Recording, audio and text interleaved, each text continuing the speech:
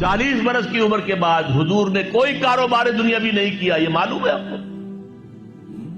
بہت بڑے تاجر تھے، ایکسپورٹ امپورٹ کا بزنس، شام قافلہ لے کر جا رہے ہیں، وہاں سے قافلہ لے کر آ رہے ہیں، یمن قافلہ لے کر جا رہے ہیں، یمن سے واپس آ رہے ہیں، الخبر کے علاقے کے اندر لگتا تھا بہت بڑا تجارتی میلہ، وہاں جا رہے ہیں، واپس آ رہے ہیں۔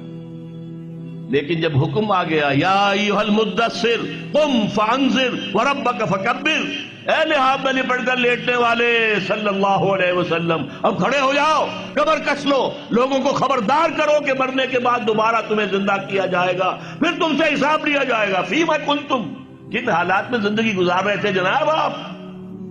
کیا اسلام کا غلبہ تھا؟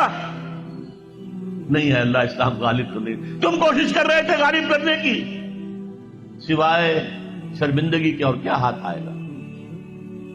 اللہ تعالیٰ کی حجت تو قائم ہو جائے گی۔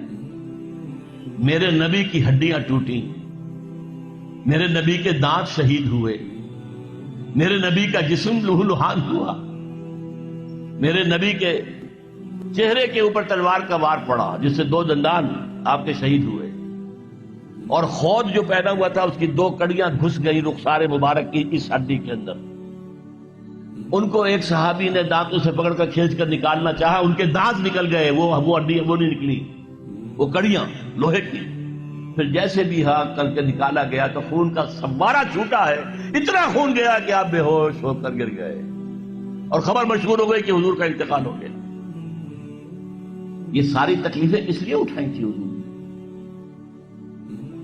کیا حضور کو اچھا نہیں لگتا تھا کہ اچھا بھلا گھر ہو، کھلی فضا ہو، اچھا خوبصورت ماحول ہو، بچے ہوں اور ہر طرح کی آسائشیں ہوں؟ کس کو پسند ہے؟ یہ صحابہ کرام کیا کر رہے تھے؟ فاقے کر رہے ہیں، فاقے پر فاقہ کر رہے ہیں۔ غزوہ خندق میں حکم ہو گیا مشورے کے بعد کہ خندق ہو دی جائے، دفاع کی ایک ہی شکل ہے۔ اب سردی کا موسم ہے شدید، کئی وقت کا فاقہ ہے، پیٹوں پر اپنے پتھر باندھ رکھے ہیں اپنی چادروں کے ساتھ کس کر کہ پیٹ دورا نہ ہو جائے، کمر دوری نہ ہو جائے۔ حضور کے پاس آ کر شکوہ کیا ہے، شکایت کی ہے، اللہ کے رسول اب یہ بھوک ہم سے برداشت نہیں ہو رہی، دیکھیے ہم نے اپنے پیٹوں کے اوپر اپنے کرتے اٹھا کر دکھایا، ہم نے پتھر باندھے ہوئے، آپ نے اپنا کرتا مبارک اٹھا کر دکھایا، 2 پتھر بندھے ہوئے۔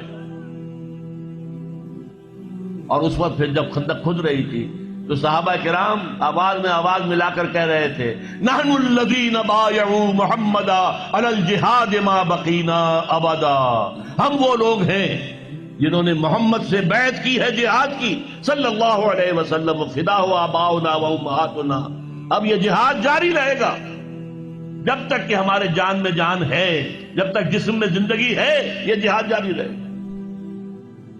یہ ہے اسلام۔